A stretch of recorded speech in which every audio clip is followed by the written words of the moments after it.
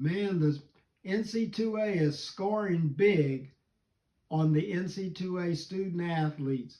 It appears that the student athletes have gone to sleep after the $2.8 billion House settlement. You know, the old big settlement where they're going to have a salary cap and start being paid. Each school in the Power Four has a $20.5 million salary cap that they can allocate to their players each year. Get that, each year. That's the House settlement. But that didn't end there. The NC2A is quietly pushing and lobbying for legislation called the SCORE Act. And they're putting their input in with members of Congress. That's what's going on. So I have not heard about who is representing the student athletes with regard to lobbying on Capitol Hill, because they're the two law firms that represented them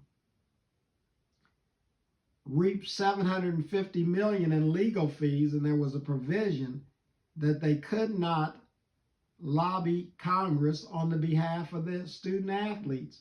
So I would assume the student athletes were smart enough to get busy and get new representation. And that goes to House, Shuba Hubbard, Sedona Prince, and Carter, all these people that got representation to sue the NC2A. Where are you now in lobbying for student athlete rights for future generations? Because the NC2A is trying to set the table again with a new model called SCORE.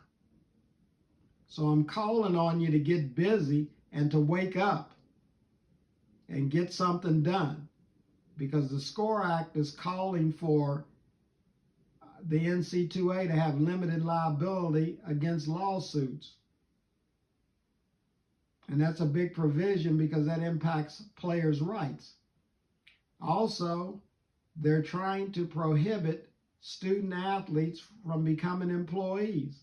Maybe you student athletes should check into that and see if that's favorable to you. Also, the one-time transfer rule. They're pushing hard that you can only transfer one time. And after that, you have to sit out a year. That looks like it's going back to the old rules. So where is the student athlete representation on these issues? Capping agent fees at 5% seems like too much to me. It should be 3%. Also, there's no legislation or anything pending where there's going to be the elimination of the private donor neo-collectives, the old pay-for-pay scheme to get the top-tier athletes at certain universities. There's nothing there to prohibit that. Yeah, they're going to say the College Football Commissioner is going to take a look at those contracts to see if they have a valid business purpose. Well, I bet you the private donors can find lawyers that will find a way to stay in the game and pay players and circumvent the salary cap.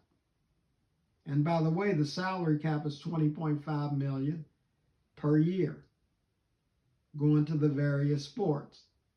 That's what's going on.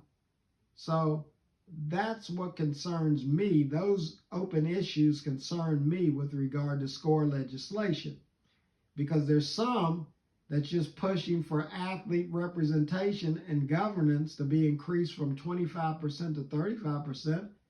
That doesn't impact anything, because you're still going to be in the minority in voting against the NC2A.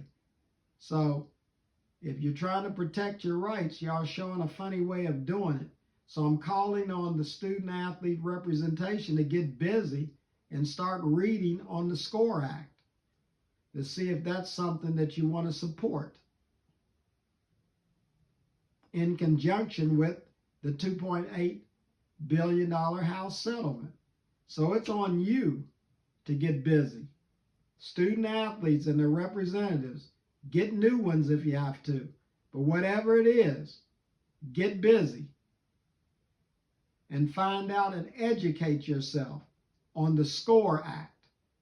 This is C. Ivan Franklin on YouTube at B. Frank for Real. one minority voice, one view. See